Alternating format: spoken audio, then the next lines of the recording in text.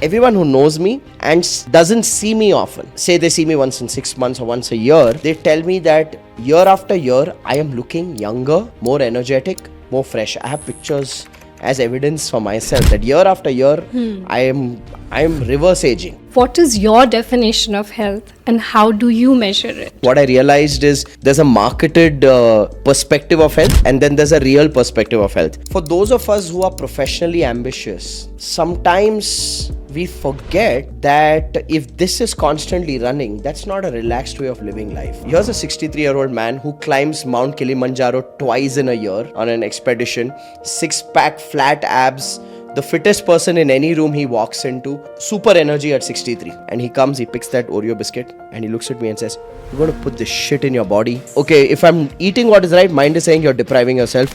If I'm giving into the mind, then the mind goes back and says, "Oh my God, see again, you broke the rule, you broke this." So I dealt with deprivation and guilt for a good 2 years. There was a stage of my life where I didn't sleep, where I thought the definition of an entrepreneur is someone who works till late. The most successful people on the planet, they engage in energy work. They engage in astrology. They engage in numerology. They engage in pranic healing, in reiki healing. They engage in chakra healing. They engage in aura cleansing. They engage in meditation. I built a theory for myself that we all have 7 critical areas in our life.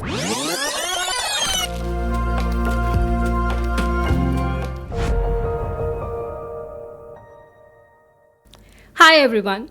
Welcome to the Achievers and Wellness Show with Shynee Narang. This is a show where you get to learn a lot of secrets, health and wellness secrets of achievers in various industries. And today we have a very esteemed guest with us, Mr. Rajiv Talreja.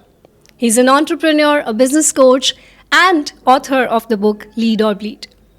I am personally very interested to know what is it that Rajiv does in his personal space that keeps him so energetic, so enthusiastic, and full of passion. So, let's ask him. Hi Rajiv, how are you? I'm doing good, Shynee. Thank you so much for having me on the show. It's my pleasure, absolutely. Thank you for agreeing to be here. No, pleasure's mine. So Rajiv, I want to first understand what is your definition of health and how do you measure it?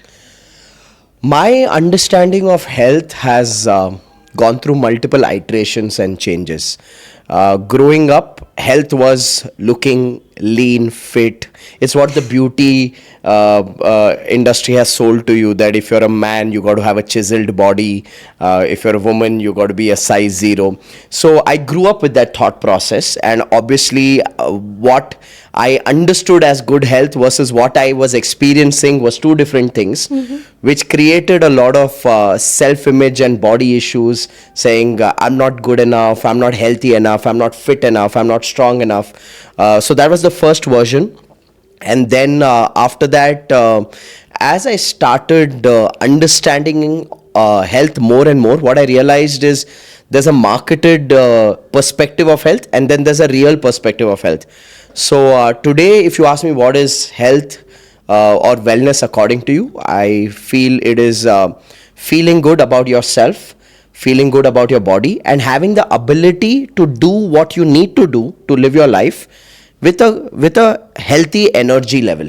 So for me, energy is health, essentially. Energy is health. Yeah, the ability to have the energy to do what you are supposed to be doing, whatever roles you're playing, professionally, personally, you got to have the energy to do that. As long as you can do that, you're healthy. Absolutely. So how do you measure it? Like, how do you know that your energy levels are healthy? If I take it from a work context, based on the nature of work I have in a month, I do at least one event or program, which is 3 days from 9 in the morning to 7 in the evening, standing and teaching to an audience. So if I'm able to do that 9 a.m. to 7 p.m. for 3 days back to back, I'm happy with the energy levels I have. I create content for social media. So if I'm able to show up looking fresh and nice and do reels back to back or YouTube videos back to back with my team, I think I'm good in life. If I'm able to play with my daughter, play with my pet, engage with them, have the energy post 7 p.m. once our baby goes to sleep, to sit with my wife, have a conversation or go for a walk or go for a drive. For me, energy is basically the core metrics that am I able to fulfill my roles. That's how I measure my health. That's awesome. A lot of people think it's the weight or, the six packs or anything which is quantifiable. But Yeah. I think this is very simple. If Yeah. you still have energy after 7 p.m. for your family and you're radiating, you're absolutely healthy. Yeah. So that brings me to my next question, that what do you do to maintain this level of energy? Again, I think I've had two phases of life. If I break my personal well-being down, the first phase was the ignorance phase, where I would eat anything and everything. I had this thought process of you live only once, so what's the point of compromise? I looked at eating healthy as compromise till I discovered that eating healthy can be cherished. Right, so I think the simple changes that I've made, and I've made these changes post 2016-17, is say for example not eating anything that comes out of a packet. That's a very simple rule for me, that anything in a packet is processed. Anything that is processed is not natural for your body, so don't take it in. So avoiding anything that comes out of a packet is a simple practice I follow. Sticking to home food. I do home food pretty much 5 to 6 days in a week. 1 or 2 meals outside, and you do meals outside not out of a fear of, oh, I'm adding calories. You eat what you eat without guilt. That's very Yes. important for me. That what I'm putting inside should not carry any guilt, because it's the emotion that adds the ill effects of the food. So that is something that took me some time to understand and internalize as well. The first time I heard the idea that eat what you eat but don't carry guilt, I'm like, yeah, theoretically it sounds very fancy to say, but how do you experience it in your body? It's taken some work, it's taken some mental work, some emotional work, some breaking down beliefs about the body, about food, dissociating with the emotions that I carry about food. So it's taken quite a bit of work from that point of view, but simple things like not eating out of a packet, sticking to home food, having frequent meals or something to drink, staying hydrated, sleeping well. These are some of the basics that I do. Honestly, it's not anything extraordinary. It's just that you stick to the basics and your body responds to the basics. That's the way I see it. Well, let me tell you, it's not basic for everybody. It is not. That's what I've It is realized as well. not. That it's actually not basic for so many people. Yes. And I am surprised, Rajiv, because I am trying to put this information together with what Ayurveda says. And Ayurveda says that anything that you eat when you're upset, angry, frustrated, that becomes toxic for the body. It generates ama, toxins in the body. Yeah. And even if you're eating the best of food, the kale salads and everything, it's not going to help if your emotion is not right.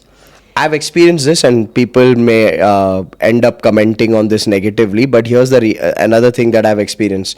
The emotions of the person who's making your food also matters a lot. If the person who's making your food is not happy and they are going through something that is draining their energy, that energy gets passed on to the food. Now I'll tell you, the funny thing about a statement like this is the ignorant ones will call this some kind of a superstition, right? But here's the reality, and this is what I find very fascinating, that people think science is everything, but science is a process of discovery, and there are so many things that are fundamentals like energy that are bigger than science, but people don't focus on the underlying energy of what they do, and they say, okay, but as per FDA or the American Nutrition Association, I'm telling you, America is the most unhealthiest country on the planet. The least they should do is set the benchmarks for the world. So yeah, I'm a big Agreed. believer on sticking to the fundamentals, right? Yeah. That makes more sense. Absolutely. But I'm more curious to know that where is this understanding coming from? I know it's written in the books, it's written in the scriptures as well, but did you discover it by yourself or were you reading all these scriptures? I think for me, the turning point, I still remember, I was in a program. I'd gone to Singapore to attend a program of one of my mentors, Blair Singer. And his programs are super intense. So he teaches people how to train. So I was learning the skills of facilitating stuff from a stage and all of that. And I was at this program in Singapore, and his programs are very intense. They start like 9 in the morning, go until 1 in the night. Breaks are like 10 minutes in between. If you are lucky on a day, you'll get a good lunch break. That's how that man operates. So I had like packed this, we're Indians married to a Gujarati, so packed all the savories के बीच में खाने के लिए कुछ चाहिए तो I'm All the carrying it. khakras and Yeah, everything. in my case it was not khakras, it was the chips, it was the Oreo biscuit ka packet and all of these kind of things. And Blair back then was about 63 years old, and I was 31. Okay, so Blair is twice my age. And I was sitting there, and every participant was sitting on a table where there are 6 people sitting. So on my table, I had a Oreo biscuit packet open, so I could pick one and pop it. He doesn't mind it if you're eating in between his training. And here's a 63-year-old man who climbs Mount Kilimanjaro twice in a year on an expedition, six-pack flat abs, the fittest person in any room he walks into, and super energy at 63 to be able to do a program from 9 a.m. to 1 a.m., right? And he comes, he picks that Oreo biscuit, and he looks at me and says, "You're going to put this shit in your body?" And I'm like, it's a snack according to me. Okay. And I think that's when I got curious. Why did my mentor call this shit? Okay, that's when I got curious. Otherwise, we have our own ways of feeling good about our unhealthy habits. कि मैंने सिर्फ एक biscuit खाया, इसमें क्या ही होगा? मैंने सिर्फ 2-3 चिप्स के पीस मुंह में डाले. So what we end up doing when we have unhealthy dependencies on things that are designed to addict us, like sugar and salt, is we then manage and moderate quantity, saying, oh, in a week, 1 chips packet, like anything will happen. So I had that thought process. But when your mentor takes that packet and says, you're going to put this shit in your body, you're like, okay, why is this shit? And that's when the curiosity increased. Then I came across the work of Rujuta Divekar, so I was deeply influenced by her thought process of eat local, eat seasonal, eat traditional. And she said, your dadima knows more than a dietitian. Correct. So trust the dadima. There's a reason why you got to have your achar, because it's the richest source of B12 and all of that. So I was very influenced by that thought process, because for the first time I heard someone speaking about food in a non-westernized way, in a localized way, which me and my family can resonate and relate with. And she said, please have dal chawal for dinner if you love having dal chawal. Please have your rasam rice and sambar chawal for dinner, because in Manhattan, New York, they are deriving the water out of boiling rice and selling it in bottles for a few dollars, calling it rich in amino acids. So if a nutritionist is telling you that rice is pure carbs and it doesn't have any process of protein, that person's just bought some American certified nutrition degree and doesn't understand the Indian DNA or genetics. So I love that thought process. It worked for me, most importantly. I started sticking to certain basic practices of, if I'm traveling to Delhi, then I'll have my breakfast as aloo paratha. If I'm going to Chennai, then I will do the idli and the sambar. So she said, wherever you're going, adopt that food. The temperature, your body will adapt to that food and digest it. If you're going to Italy, please go have the pasta and the pizza.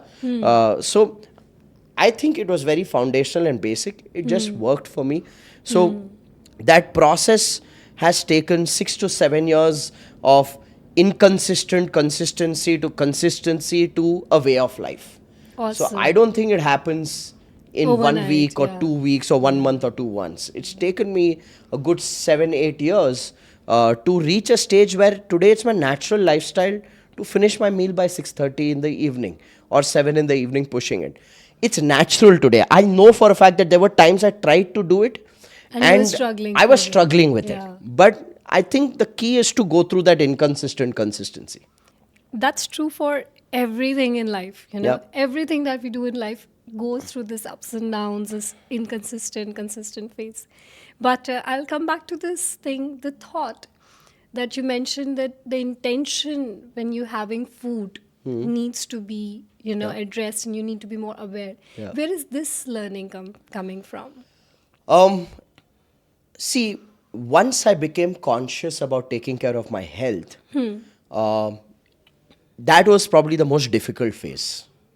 Because when you're not conscious, ignorance is bliss. Yeah, that's ठीक है? true. Then That's you true. are like, my body wants the chole bhature, so I'm going for it. Correct. Right? But when you become conscious about getting your health back on track, that's the most difficult phase, right? And in that difficult phase, what I realized was,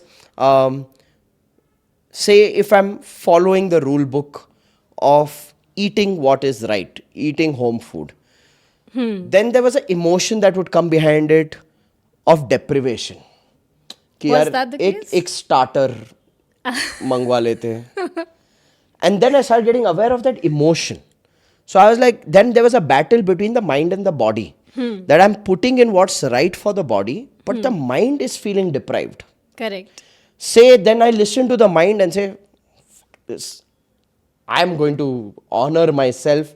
And I And ordered indulge. that starter, or I ordered that little dessert at the end of it. After consuming that would come another battle of guilt. Correct. So the oscillation of the mind between deprivation and guilt started making me very, very frustrated with this entire process of becoming healthier. Because I was like, okay, I know what's the right thing to eat. I got to eat local, I got to eat traditional, I got to eat seasonal.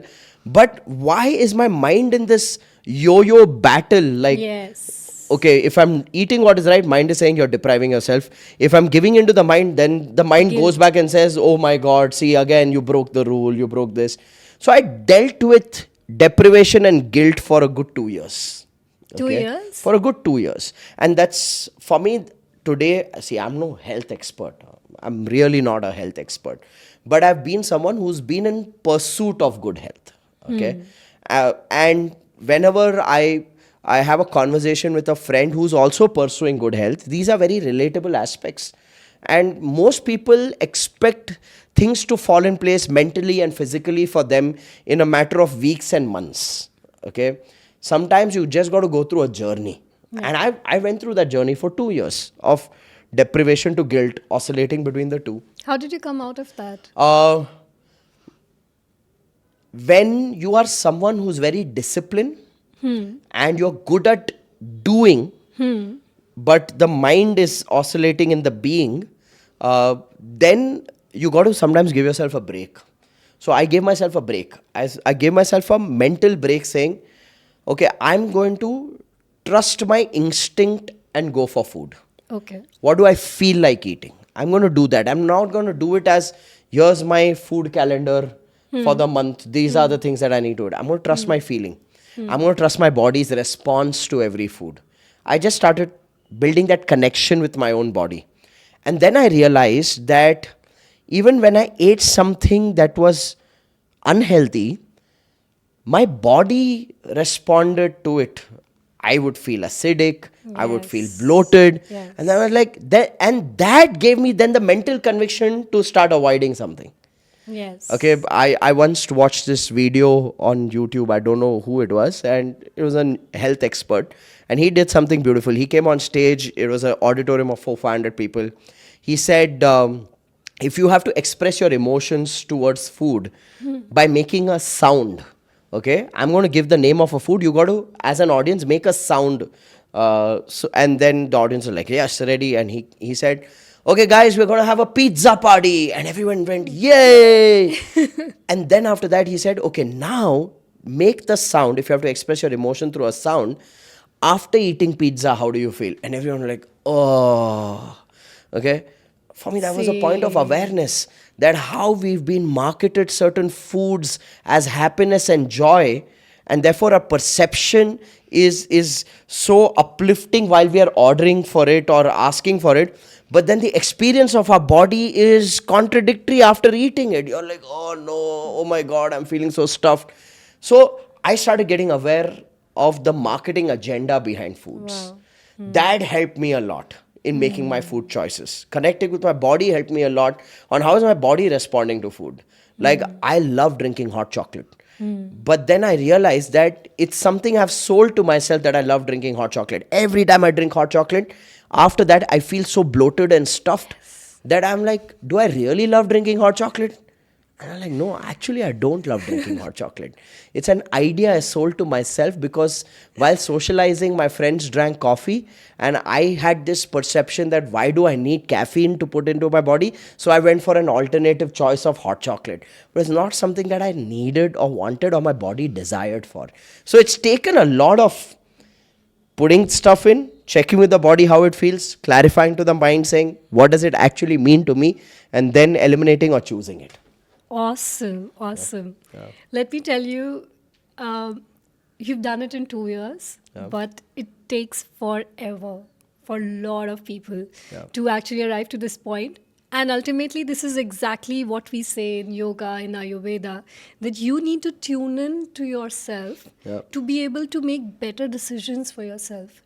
No app, no dietitian, no nutritionist can tell you what's happening inside, in you.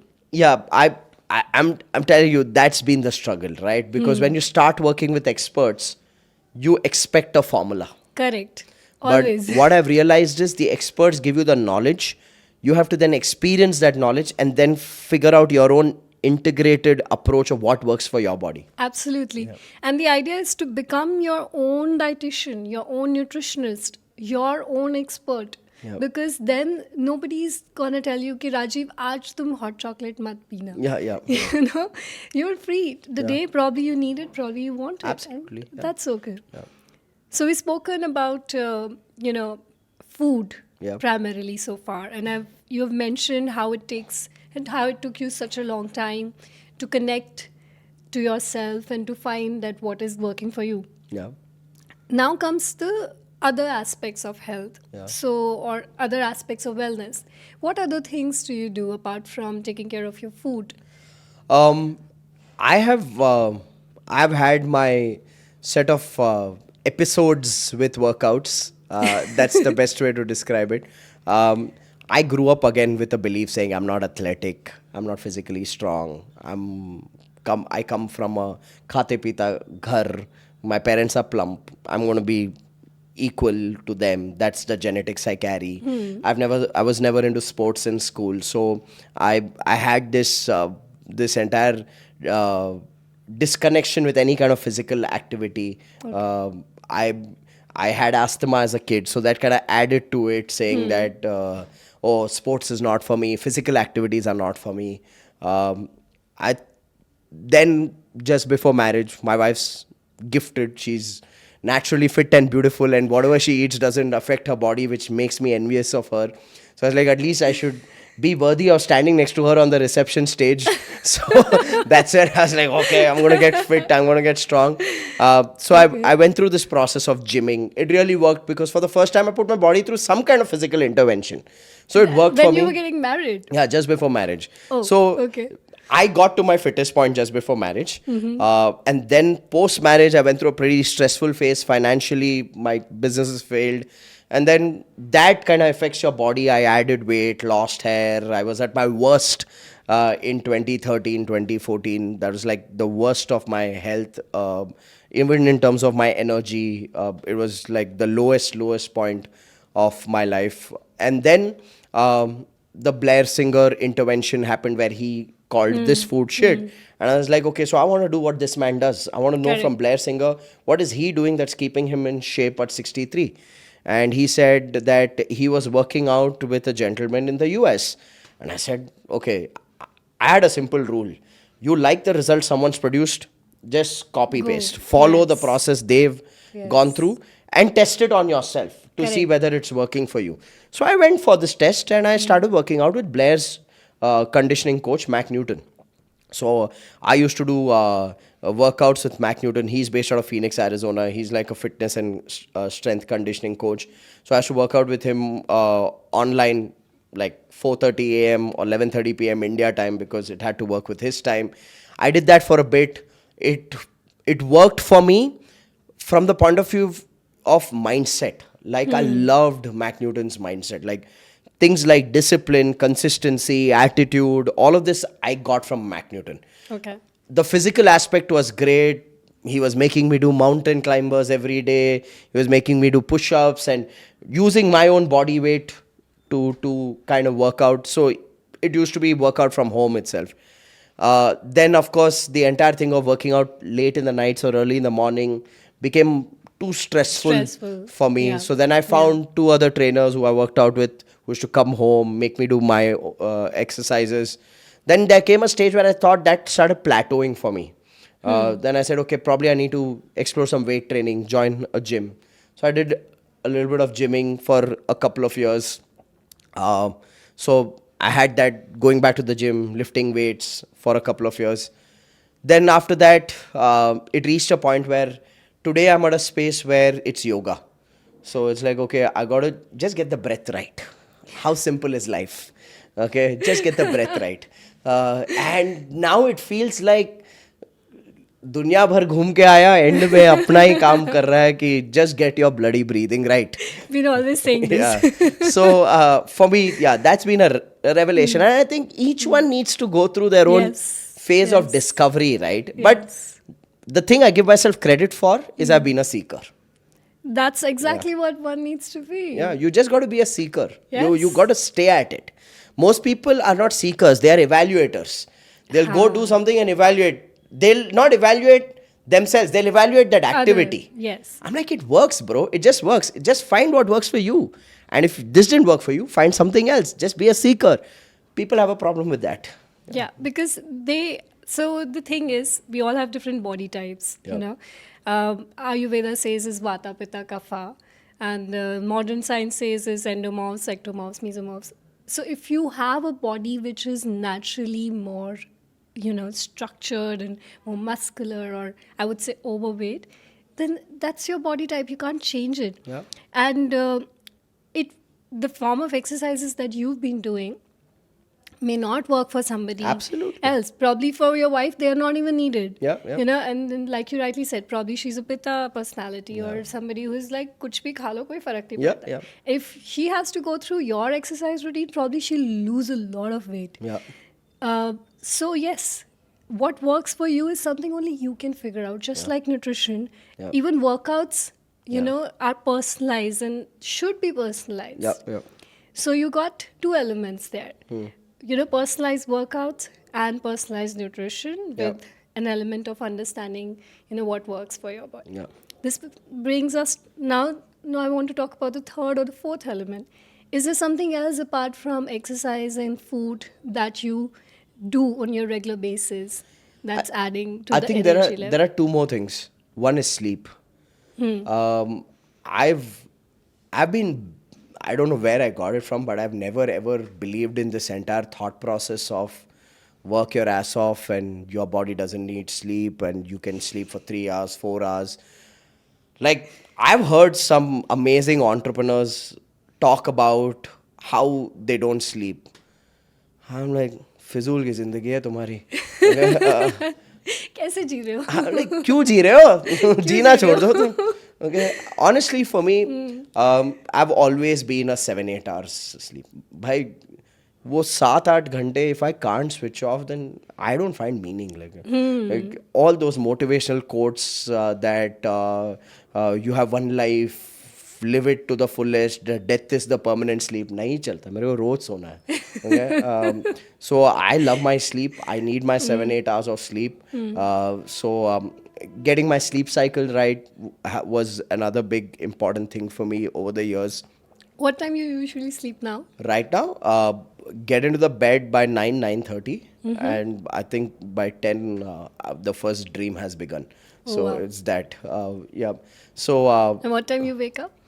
depends. There are days I wake up at 5. There are days I wake up at 6. There are days I wake up at 6:45. So it just depends on what I feel like. So sleep is important for me.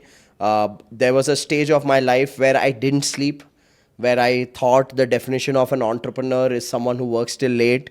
So I used to go to bed by 1, 2, 3 a.m. in the morning and feel proud of myself. And I've realized that from the time I started sleeping well, I've started making more money. So I'm going to sleep a lot more. So it just makes sense. Okay, follow the results. Follow the results, absolutely. So sleep is another important aspect of my life. I'm the last person to get an invitation for a night party. And even if I get an invitation by 9 o'clock, people are like, "Tu ghar ja."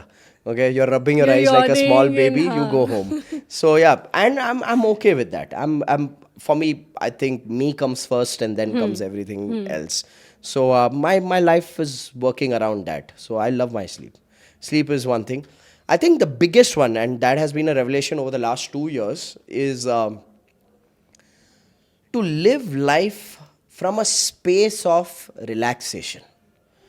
And what I mean by it is that for those of us who are professionally ambitious, sometimes we forget that if this is constantly running, that's not a relaxed way of living life. Everyone who knows me tells me, everyone who knows me and doesn't see me often, say they see me once in 6 months or once a year, they tell me that year after year, I am looking younger, more energetic, more fresh. I have pictures as evidence for myself that year after year, I am reverse aging. Yes. And it's been these changes. Food, okay, to begin with, then discovering what kind of workout or physical activity works for me, then getting sleep cycles right. Last 2 years, it's been to live life from a space of relaxation, which means what? Do I have big goals? Yes, I have big goals. Okay. Am I building an organization that's making a big impact? Yes, I'm building an organization that's making impact. However, I am not in a race. Okay. I am not affected if something was to happen by this week, happens by next month. It's okay. This relaxation, to live from a space of relaxation. Something got broken, something got lost, something got spoiled. Chalega, it's just a thing. Okay, bang the car somewhere, it's okay. I don't have to beat myself up for it as though that's the end of the world. It's a thing at the end of the day. Correct. So processing everything from a space of relaxation. A team member left, okay, done. चलेगा. चलेगा. Okay, जिंदगी खत्म नहीं हो खत्म रही नहीं है. हुई, correct. So that therav, that sense of relaxation, that I'm not in a race, I think has been the biggest highlight, because I feel so much more lighter right now. I feel so much more at ease and peace with myself. And I think that it's like, for me, I look at this evolution as setting like foundation. You got the food right, got the physical activity right, got the sleep right, now got the mind right. Saying कि कहाँ भागना है, क्या करना है. I watched a video recently of Osho and I loved what he said. He said people are running in life and they want to find their purpose or they want to live their purpose. And in his tone, he said, uh, non-living things have a purpose. He said chair has a purpose that people can sit on it. Table has a purpose so you can keep something on it. Living things are not supposed to have a purpose. Living things are supposed to be playful. Okay. Wow. He said singing doesn't have a purpose. Dancing doesn't have a purpose. Okay. Laughing doesn't have a purpose. So he's like, stop being this robot of purpose. Okay. Live. And I'm like, shit, this is simple stuff. Okay, kill that motivational speaker on YouTube who told you need to have a purpose. Okay? Right? So, yeah, that's the way I see it. I'm like, kahan bhagna hai yaar? We have come to my favorite part of the whole thing, because this is where I want to personally know, because you are an achiever, you are a leader, you know, you have responsibility of hundreds of people. And besides all of that, you're great, you know, with your work, with your family, with managing your energy levels. With so much happening, how are you maintaining this ठहराव, this ease, this okay, ठीक है? Because in your position, I'm sure people will be so worked up. They will be always like, ये नहीं हुआ, वो नहीं हुआ, वो नहीं हुआ. And like you rightly said, it's just a chatter. Where is this coming from? Let me just take everything in a relaxed manner. I'm 37.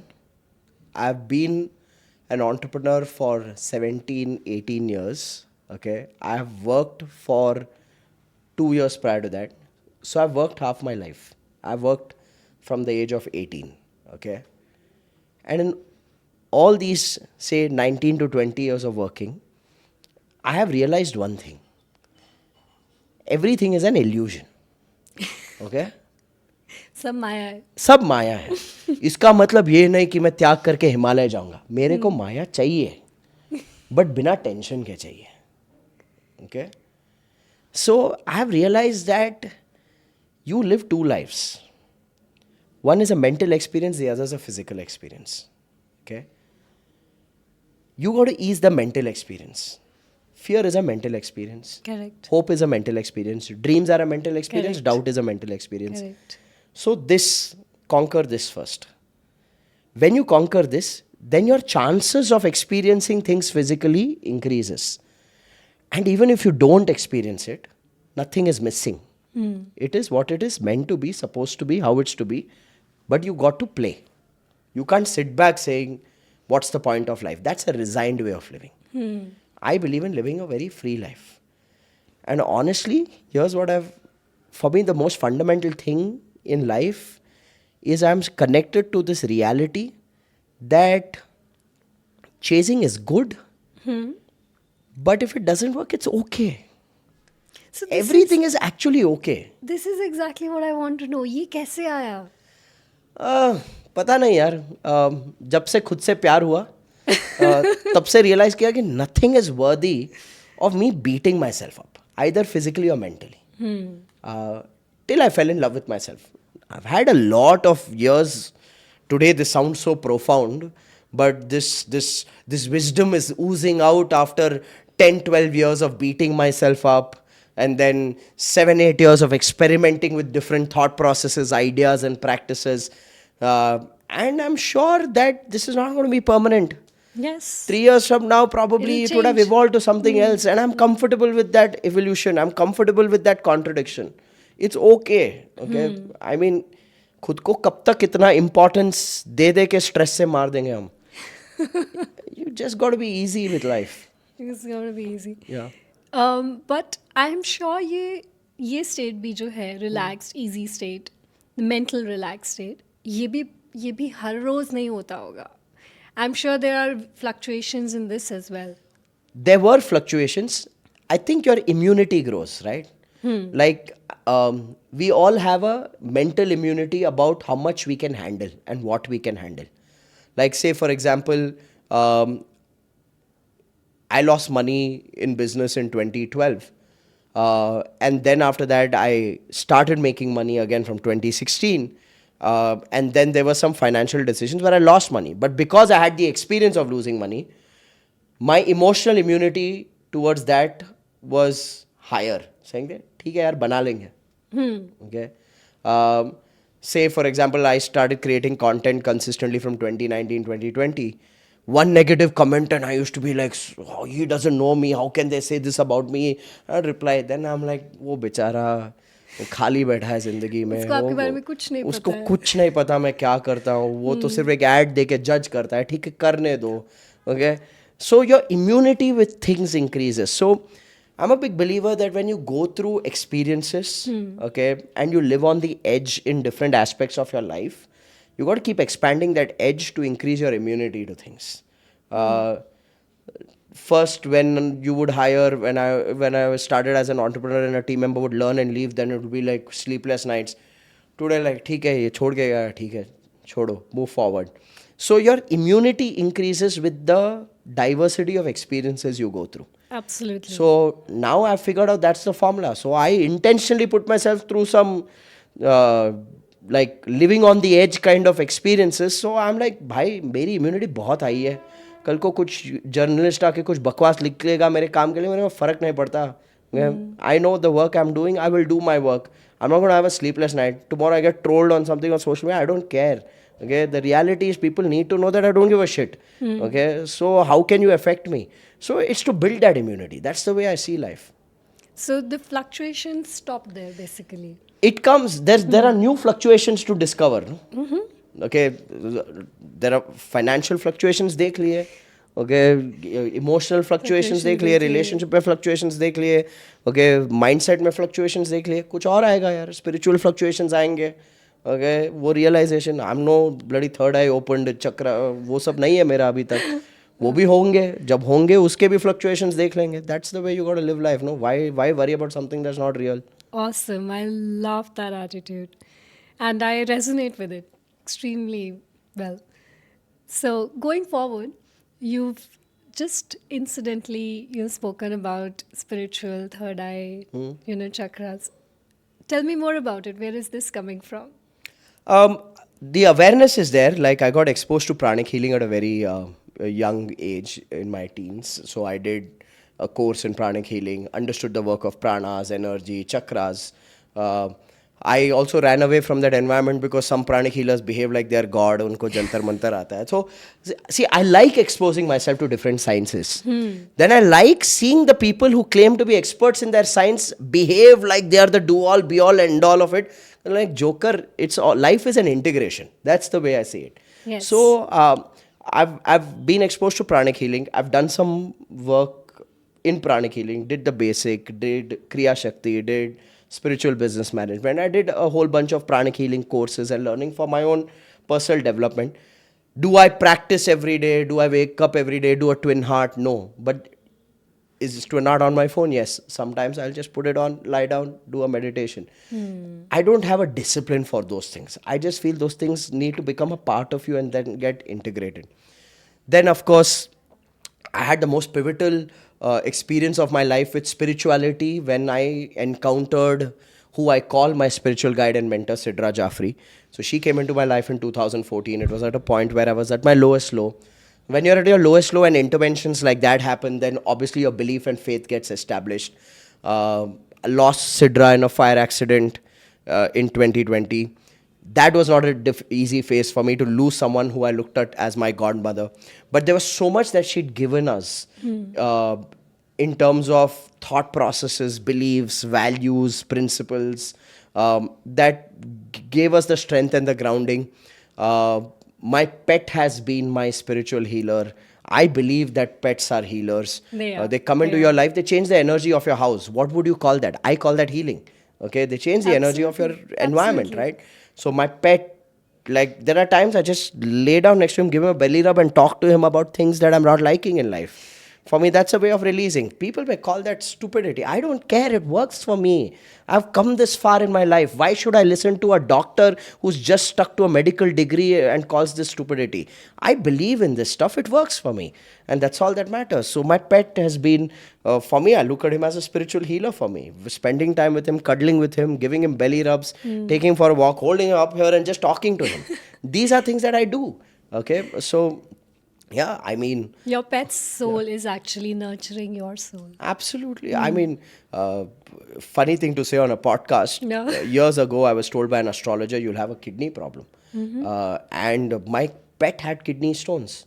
And we spoke to a pet whisperer, and she said that he's taking it on himself, and don't worry, he'll come out stronger. Now, these are things, I'll say something, Shiny. These are things not to be spoken in a public forum because this will go on, say, a YouTube tomorrow, and you will have a bunch of unemployed people who are frustrated with life and behave like the modern day science is everything. They hear these things and they'll troll you and me for Yes. even putting this content out. Yes. But here's what I've realized. The most successful people on the planet, they engage in energy work. They do. They engage in energy work. They engage in astrology. They engage in numerology. They engage in pranic healing, in reiki healing. They engage in chakra healing. They engage in aura cleansing. They engage in meditation. That's what the most successful people are doing. It is the janta that looks at all this and calls it pseudoscience, superstition. Fake hai. Okay, fake hai. हाँ. I'm like, तुम ढोंगी रहो है. यार, तुम रहो, तुम रोते रहो. Okay? तुम्हारी जिंदगी में तो एविडेंस नहीं है कि जो तुम जिस चीज पे विश्वास करते हो उस चीज से तुम्हारा फायदा हुआ है. तुम्हारी जिंदगी में एविडेंस नहीं है, किसी के जिंदगी में एविडेंस है, तो तुम उसके विश्वास को नेगेट कैसे कर सकते हो? Okay? I am a believer of learning, exposing, integrating. Do you find fake astrologers, fake teachers, fake numerologists? Yes, you Yes. do. Like in everything. There are fake lawyers and doctors. Why doesn't anybody complain about them? Right? Yes. Yeah, so I just believe in integration. Absorb, learn, integrate, see what works for you, keep it with you. It doesn't work for you, move forward in life. छोड़ दो, जाने दो. Exactly. So, this bit is missing in many people's life. You know, they're not inclined towards working with the energy or spirituality. Nowadays, it's becoming more popular, more well known, but mostly they sit in meditation. आँख बंद करते हैं, बैठ जाते हैं और बोलते हैं, you know, that's how I'm going to receive the spiritual energy and things will fall in place. You also got exposed to something like that, you know, I want to just calm my mind and let me just sit in meditation. And So I have enjoyed a lot of guided meditations. Okay. Like recordings. Like my mentor Sidra used to do a lot of guided processes for us, where she would get us to lie down, close the eyes, and then she would take us on a hypnotherapy kind of a meditative experience and process, and things would get revealed there. I have enjoyed and benefited from that. I do love to sit in silence, sometimes closing my eyes, sometimes not closing my eyes and just staring at something. That's called Tratak, Yeah, by the way. for me, I mean, Yeah. I don't have a method or a formula to it. I'm no expert at it. Wow. But I just trust my experience of things. So I'll do it. I'll check, does it work for me? Does it fit well with me? How did I feel at the end of it? I felt good at the end of it. Okay, I'll do it more often. Okay, I didn't feel anything from it. Okay, I'll drop it. I'll try something else. That's pretty much my so far experimentation with quote unquote what is called meditation. But it's something I'm curious about learning as well. It's something that is on my list. I want to explore a few things. There are a couple of people, like I've read about Dr. Joe Dispenza. I want to explore his work a little bit right now. Like it's on my list for this year to go and attend one of his retreats and programs and explore what experience that does. I want to do some retreats in Rishikesh, some Himalayan yoga retreats, just to see what comes out of it. Because I believe that, you know what, you got to put yourself through different experiences before you even have an opinion about something. Agreed. By the way, you already know it because in yoga, what you just said, the meditation, when you're just staring at something and looking at it and just being in silence, it's called Tratak. And that's exactly, you know, philosophy, the yogic philosophy also prescribes as one of the meditation techniques. But all these things, your evaluation of yourself, your energy, how you're feeling after this all seems to be very organic to me, Rajiv. It looks like you've been doing everything that's written in the scriptures, but without knowing.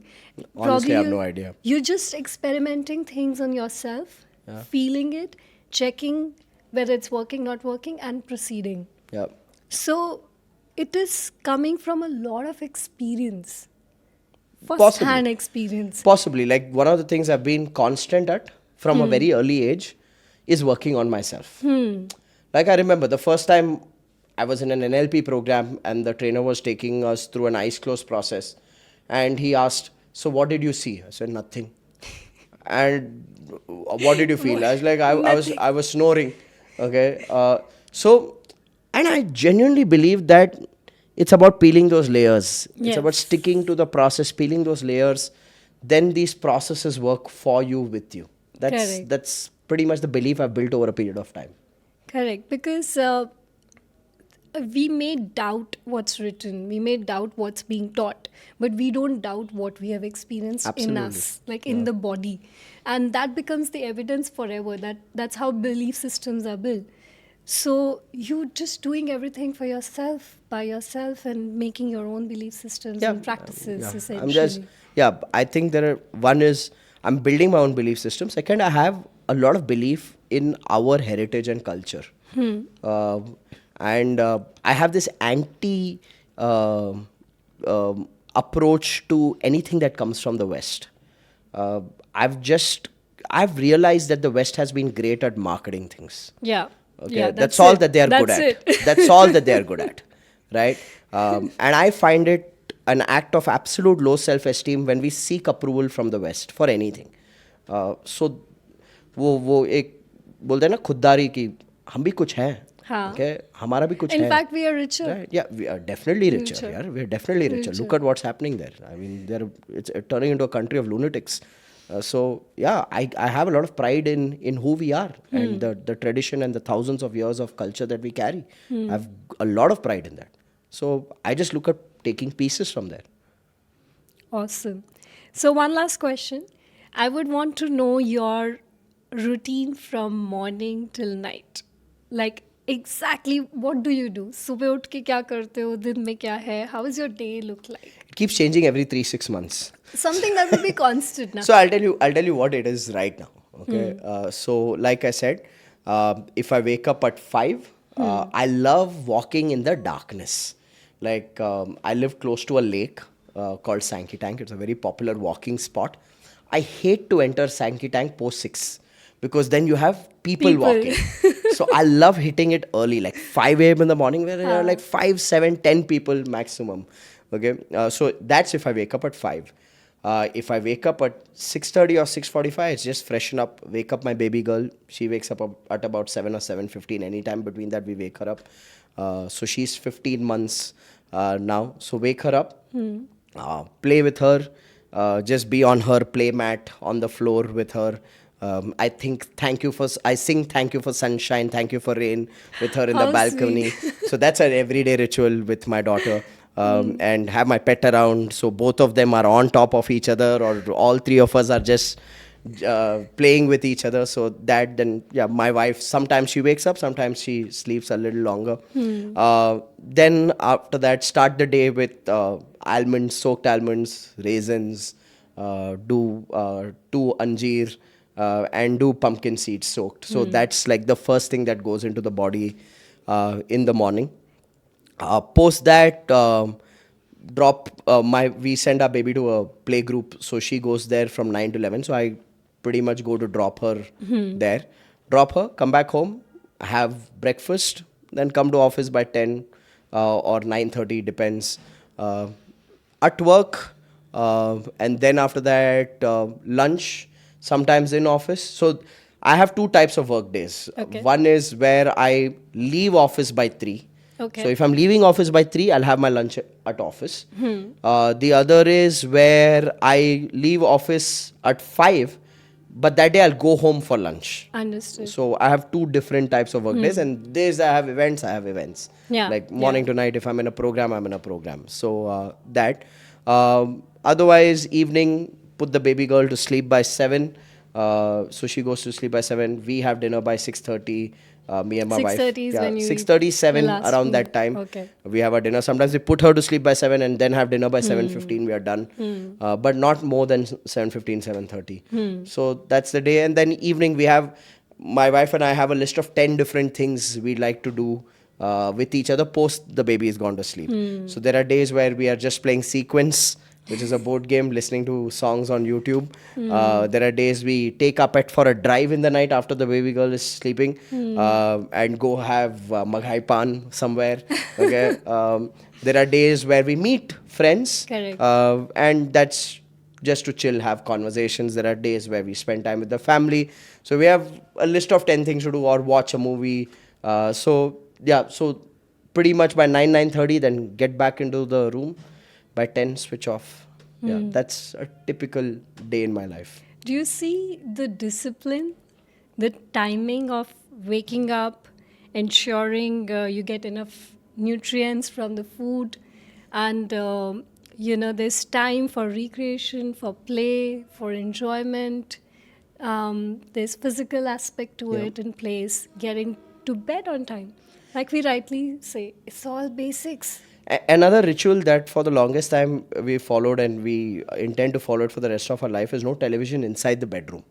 Yeah, We very don't, essential. and even at home, like Yeah, we yeah. watch TV probably like once a month. The TV is switched on, and that too when everybody's like, "Have you watched this on Netflix? Have you watched this on?" And like, okay, out of FOMO, let's watch. Let's watch what was good. So that's pretty much it. So yeah, otherwise we like. My wife and I like conversations. We like Lovely. reflecting on the day. Lovely. Okay, what happened, what worked, what didn't, or planning stuff for the future, or reflecting on, say, the smallest and the most subtle of things of how we spoke to our baby girl, or how we spoke to our pet Simba. Okay, we like those little conversations and going deep in that. Like, we can be in a place and do nothing and just have each other and have conversations for days.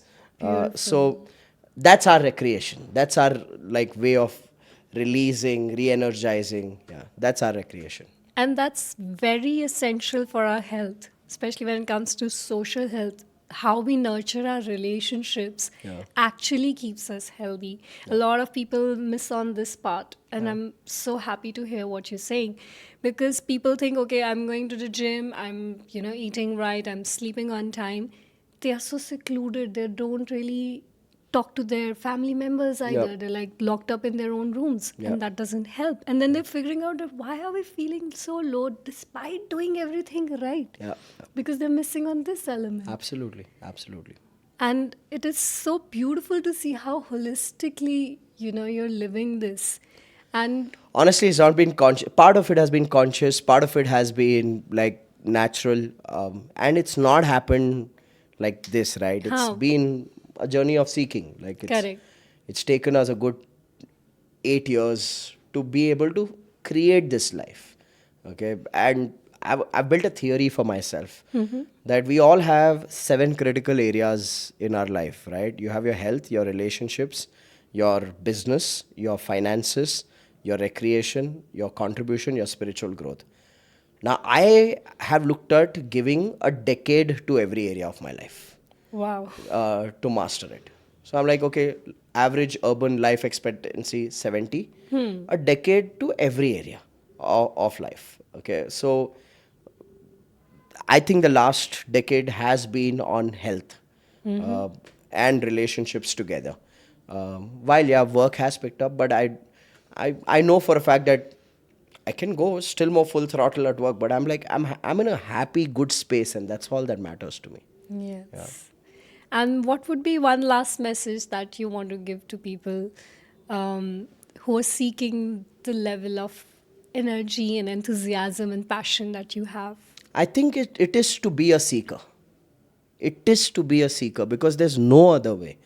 And nobody can teach you how to seek. You can watch this podcast, feel inspired, take one step, and then forget about it. Okay? Or you can say, you know what?